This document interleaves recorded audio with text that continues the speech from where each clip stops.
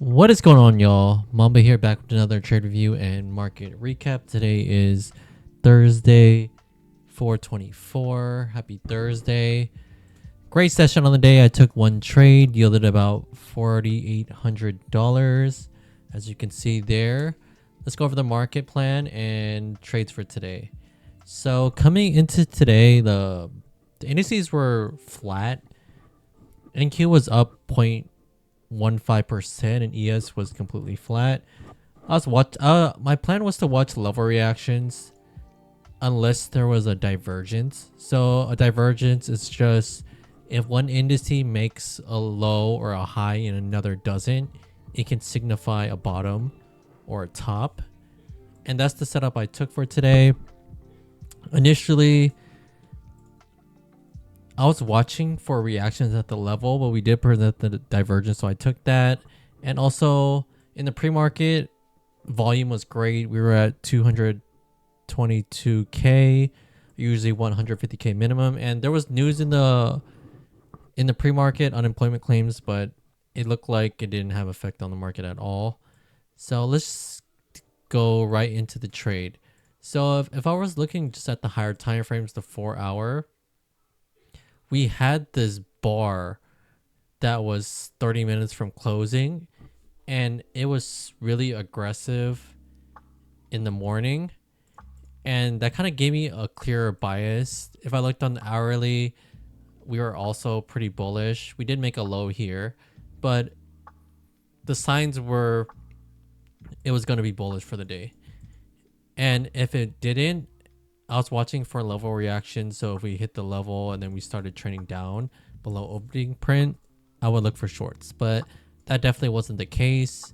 So let's go into the 2-minute, our entry time frame. If we look on if we look on NQ, let me pull up ES as well so you can see exactly what I'm seeing. If we look at 636, NQ was making a low. So it was making a low, but if you look at NQ, we are making a higher low. So that's a divergence in the indices, and that can potentially signal a bottom. So once I saw that, and then we got over the opening print, I entered. So put my risk at about the opening print and this bottom right here, risking about 28 points to potentially see 224 points. So that's like a 7R, 8R potential. I didn't hold all the way up, but I did catch a lot of the move. And then once the dynamic risk reward was shifting, I kind of just got out. But this was the trade. This was my entry. I took a small trim, about 20-30% of my position at the level, just in case we failed. And then we started rallying. If we look at the ES and NQ at the same time, we were rallying. And once we made this new target on ES, we hit resistance. And from there, I was up a lot already. I didn't go for the full target, but if we look at this time right here on that 120 candle, or I mean the 120 target, if we look on ES, we hit resistance. So that's where I exited. Very nice winner. The way I did that is just because